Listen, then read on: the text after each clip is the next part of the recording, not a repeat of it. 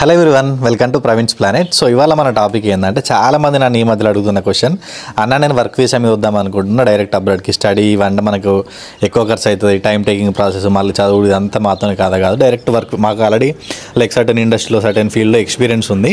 ఆ ఎక్స్పీరియన్స్తోనే direct work visa మీద వద్దాం అనుకుంటున్నాం, కొంచెం టైం టేకింగ్ ప్రాసెస్ అయినా సరే వద్దాం అనుకుంటున్నాం.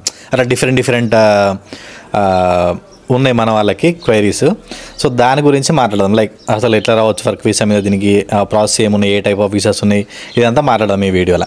సో దానికి ముందు నాకు ఒక చిన్న క్లారిఫికేషన్ కావాలి మీ నుంచి. అది ఏంటి అంటే, మనం కంటిన్యూస్గా వీడియోస్ ఇస్తూనే ఉన్నాం, మీరు అడిగిన క్వశ్చన్స్కి కానీ కమెంట్స్కి కానీ నేను కొంచెం ఇన్ఫర్మేషన్ గ్యాదర్ చేసి ఏ వీసాలు ఉన్నాయి స్టూడెంట్స్కి అయితే ఏ కంట్రీస్కి, యూకేకి, మనం ఆస్ట్రేలియాకి, ఈ రెండు కంట్రీస్కి ఎక్కువ కవర్ చేసినాం వీసాస్.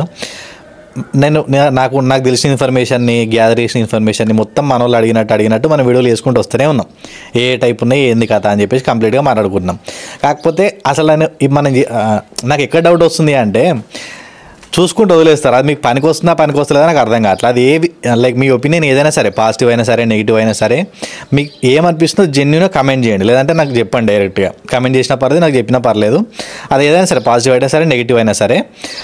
సో దట్ ఏంటంటే, అసలు మనం ఏ టైప్ ఆఫ్ వీడియోస్ ఇస్తున్నాం, మన వాళ్ళకి పనికి వస్తున్నాయి లేదా నాకు క్లారిటీ వస్తుంది. ఒకవేళ పనికి వస్తలేవు అనుకుంటే మీకు ఏ టైప్ ఆఫ్ వీడియోస్ కావాలి, లేదంటే ఇంకేదైనా ఎక్స్ట్రా ఇన్ఫర్మేషన్ కావాలా, అది ఏదైనా సరే కింద కామెంట్ చేయండి. సో దాన్ని బట్టి మనం దీన్ని చేంజ్ చేయొచ్చు. ఒకవేళ మీకు ఈ వీడియోలు నచ్చలేవు అనుకుంటే ఇంకేదైనా వేరే వీడియోస్ తీయొచ్చు, లేదంటే ఈ వీడియోస్ బాగానే ఉన్నాయన్న హెల్ప్ఫుల్ అవుతుంది, లేకపోతే ఇంకా ఇన్ఫర్మేషన్ గ్యాదర్ చేసి చెప్పు, లేదంటే వేరే కంట్రీస్ గురించి చెప్పు, అది ఏదైనా సరే మీకు ఏమనిపిస్తుందో జెన్యూన్గా అది కమెంట్ చేయండి, లేకపోతే నాకు చెప్పండి. సో దట్ మనం చేంజ్ చేద్దాం ఆల్టర్నేటివ్ ఏంది అనేది. ఇక నేను చేసుకుంటూ పోతూ ఉంటే, మీరు చూస్తూ ఉంటే అది కరెక్ట్ కాదేమో అనిపిస్తుంది నాకు.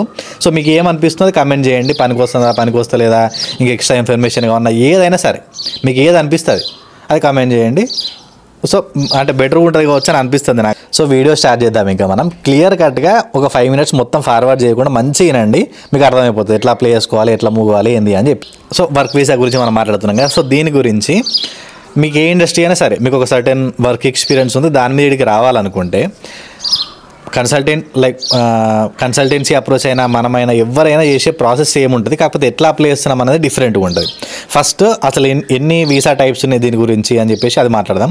4 type ఆఫ్ వీసాస్ ఉన్నాయి మన వర్క్ వీసా మీద. కంప్లీట్ ఇండియా నుంచి యూకే రావాలంటే 4 type ఆఫ్ వర్క్ వీసాస్ ఉన్నాయి. 4 waysలో రావచ్చు వీసాస్లో. ఫస్ట్ వచ్చేసి skilled worker visa, tier 2 visa అంటాం కదా మనం, అది స్కిల్డ్ వర్కర్ వీసా. సెకండ్ది వచ్చేసి గ్లోబల్ టాలెంట్ వీసా అని ఒకటి ఉంటుంది, గ్లోబల్ టాలెంట్ వీసా. థర్డ్ది వచ్చేసి మీకు తెలిసిందే, చాలామందికి తెలిసిందే, యూత్ మొబిలిటీ స్కీమ్ బ్యాలెట్ అని ఉంటుంది కదా, India young professional scheme visa అని. సో అదొకటి ఉంది. ఇంకొకటి 4th కొంచెం బిజినెస్ టైప్లో ఉంటుంది. సో అది అంత పనికి వచ్చే అంటే ఎక్కువ మందికి పనికి రాకపోవచ్చు, ఎవరికైనా ఇంట్రెస్ట్ ఉంటుంది, తర్వాత చూద్దాం మళ్ళీ కావాలంటే. మెయిన్గా ఇందులో వచ్చేసి మనకి 2 వీసాస్తోనే ఎక్కువ మన వాళ్ళు వచ్చిన వాళ్ళు ఉన్నారు, వచ్చి ఎక్కువ సక్సెస్ అయిన వాళ్ళు ఉన్నారు, ఎక్కువ పాసిబిలిటీస్ ఉన్నాయి ఈ 2 రావడానికి. ఒకటే గ్లోబల్ టాలెంట్ వీసా కూడా వస్తుంది, దాంతో మీకు చెప్తే ఈ 3 వీసాస్ ఉన్నాయి కదా, దీంట్లో తొందరగా పీఆర్ వచ్చేది గ్లోబల్ టాలెంట్ వీసాతో పీఆర్ వస్తుంది మనకు. కాకపోతే అది కొంచెం దానికి ఎక్కువ ఉన్నాయి, పిహెచ్డి లెవెల్ నుండి కొంచెం డాక్యుమెంటేషన్ ఎక్కువ సబ్మిట్ చేయాలి, అదంతా కొంచెం లెంతీ ప్రాసెస్ ఉంటుంది. సో మేజర్గా చాలామందికి మనకు వచ్చేటి ఈ 2 వీసాలు, స్కిల్డ్ వర్కర్ వీసా ఒకటి, మన యూత్ మొబిలిటీ స్కీమ్ వీసా ఒకటి, India young professional scheme visa ఒకటి. స్కిల్డ్ వర్కర్ వీసా అంటే ఏంది, ఇది ఎట్లా అప్లై చేయాలి? స్కిల్డ్ వర్కర్ వీసాకి మెయిన్ ఎలిజిబిలిటీ ఏంది అంటే, మన యూకేలో ఉన్న కంపెనీ ఎంప్లాయర్ మనకు స్పాన్సర్ చేయాలి. ఇండియాలో ఉన్న మనకి యూకేలో ఉన్న ఎంప్లాయర్ స్పాన్సర్షిప్ లైసెన్స్ ఉండి వాళ్ళు స్పాన్సర్ చేస్తే మనం ఇండియా నుంచి ఆ స్పాన్సర్షిప్ సర్టిఫికేట్తోని వీసా అప్లై చేసుకొని యూకేకి రావచ్చు. సో ఇది ప్రాసెస్.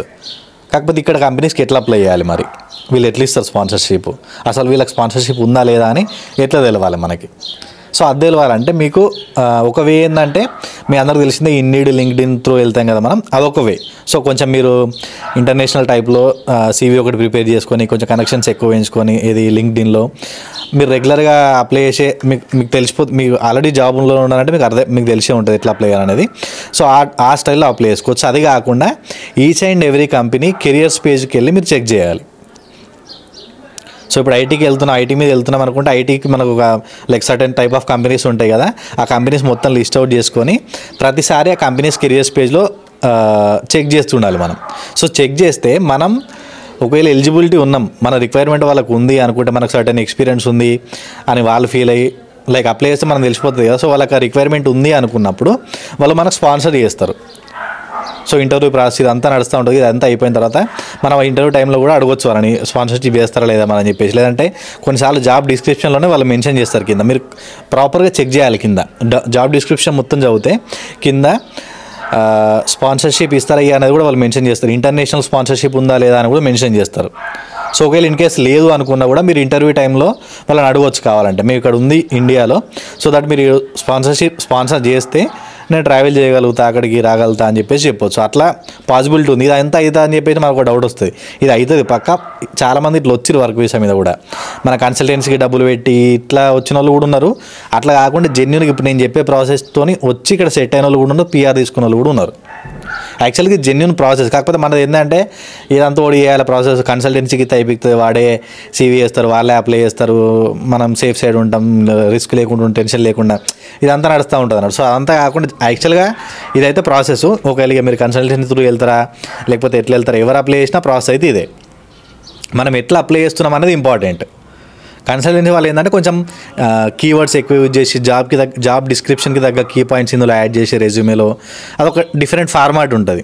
సో అట్లా అప్లై చేస్తారు కాబట్టి వాళ్ళకి తొందర వచ్చే ఛాన్స్ ఉంటుంది. సేమ్ అదే కొంచెం మనం టైం తీసుకొని ఎట్లా అప్లై చేయాలి, అప్లికేషన్ ప్రాసెస్ ఏంది అనేది తెలిస్తే మనకు కూడా చాలా సింపుల్గా ఉంటుంది రావడానికి. సో జెన్యున్గా ట్రై చేసే వాళ్ళకైతే ఇది కంపల్సరీ హెల్ప్ఫుల్ అయ్యిద్ది. సో మీరు ఏం చేయాల్సింటే ప్రాపర్గా చెక్ చేయండి అంతే. అన్ని ఆల్టర్నేటివ్ వేస్ చెక్ చేయండి. లింక్డ్ఇన్ త్రూ వెళ్ళండి, ఇన్డీడ్ త్రూ వెళ్ళండి. ఇప్పుడు ప్రతి కంపెనీ కెరియర్స్ పేజ్లోకి వెళ్ళి కొంచెం టైం పడుతుంది. 3 months అయ్యే కాడ 6 months అవుతుంది. కాకపోతే కంపల్సరీ అవుతుంది ఇది.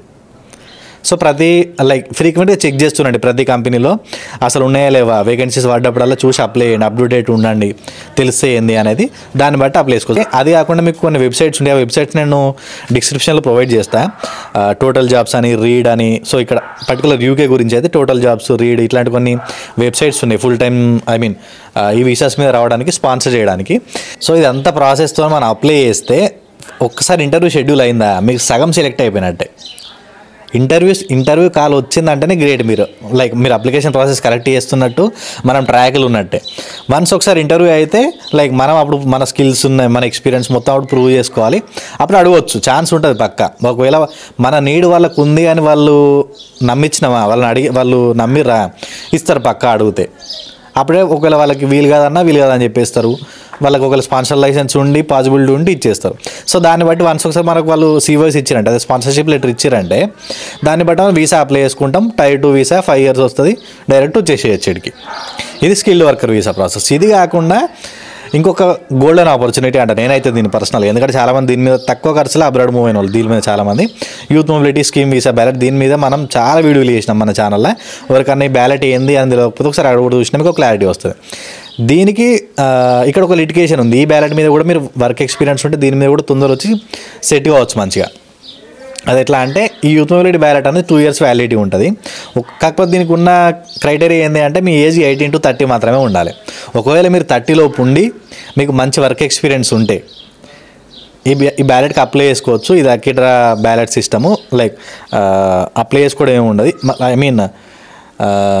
ఈ జనరల్ ప్రాసెస్ లాగా ఉండదు అన్నట్టు. మనం బ్యాలెట్లో ఎంటర్ అయితే లక్కీ డ్రా సిస్టమ్ ఉంటుంది. ఈ బ్యాలెట్ గురించి కంప్లీట్ ఇన్ఫర్మేషన్ మన ఛానల్లో ఉంది, కావాలంటే చూడండి ఒకసారి. సో దీని మీద వస్తే మన ఏజ్ 18 to 30 ఉండి ఈ బ్యాలెట్లో సెలెక్ట్ అయ్యి వస్తే మీకున్న ఎక్స్పీరియన్స్తో ఇక్కడ జాబ్స్ ట్రై చేసుకోవచ్చు. కొంచెం టైం తీసుకున్నా కూడా తక్కువ మనీలా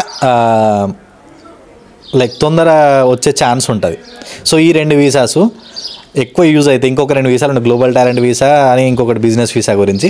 అదంతా మనకు యూజ్ అయిపోవచ్చు. ఈ మెయిన్ అయితే 2 ఈ వీసాలు ఉంటాయి. సో ఎవరికైనా ఇంట్రెస్ట్ ఉంటే ఈ 2 వీసాలు ట్రై చేయండి. ఒకవేళ ఇది కాకుండా ఓన్లీ జాబ్ ట్రయల్కి ఒక 6 months 4 months అట్లా కేటాయించుకుంటాం, ఇదంతా వద్దు అనుకున్నా కూడా జాబ్ సీకర్ వీసా అని ఉంటుంది. అది లాస్ట్ వీడియో చేసినాం మనం. ఒకవేళ దాని గురించి ఎక్స్ట్రా ఇన్ఫర్మేషన్ కావాలన్నా కూడా మీకు ఇంకో మన ఛానల్లో వీడియో ఉంది, అక్కడ దొరుకుతుంది మీకు కావాలంటే. మెయిన్ వచ్చేసి skilled worker visa, youth mobility visa, ఈ రెండింటి మీద ట్రై చేయడం వల్ల వర్క్ ఎక్స్పీరియన్స్ మీద వస్తా అంటే యూజ్ అవుతుంది. ఇవన్నీ అయితే అది లెంతీ ప్రాసెస్ అంత కాదు పోదనుకొని మీరు అనుకుంటే మాత్రం వేస్ట్. దీని మీద చాలామంది వచ్చి మంచిగా సెట్ అయిన వాళ్ళు ఉన్నారు. మీరు ఆ నెగిటివ్ థాట్స్తో ఉండకండి. దీని మీద మీరు ప్రాపర్గా ట్రై చేస్తే మాత్రం పక్కా వస్తుంది, ఛాన్సెస్ ఉన్నాయి. సో ఇందాక చెప్పినట్టు మీ ఒపీనియన్ ఏంది అని మాత్రం కింద కమెంట్ చేయండి, లేకపోతే నాకు చెప్పండి ఏంది అనేది. సో దట్ మన వీడియోస్ చేంజ్ చేసుడా లేకపోతే ఇట్లే కంటిన్యూ చేసుడా ఏంది అనేది మాట్లాడుకుందాం మళ్ళీ తర్వాత. Thank you.